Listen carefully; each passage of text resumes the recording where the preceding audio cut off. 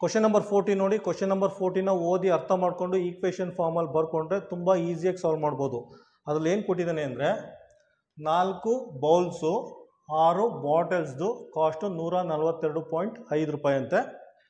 ಹಾಗಾದರೆ 8 bowls 12 ಬಾಟಲ್ದು cost ಎಷ್ಟು ಅಂತ ಕೇಳಿದ್ದಾರೆ. ಯಾವ ರೀತಿ ಫೈಂಡ್ ಔಟ್ ಮಾಡ್ತೀರಾ? ಇಲ್ಲಿ ನೋಡಿ, ಇದು ಆಲ್ರೆಡಿ ಕೊಟ್ಟಿದ್ದಾನೆ.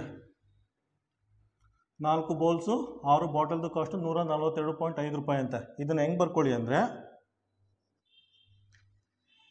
4 × 2 8 ಸರಿ ಅಲ್ಲ? 4 × 2 8 ಅಂತ ಬರ್ಕೊಳ್ಳಿ. ಸೇಮ್ ಬರುತ್ತೆ.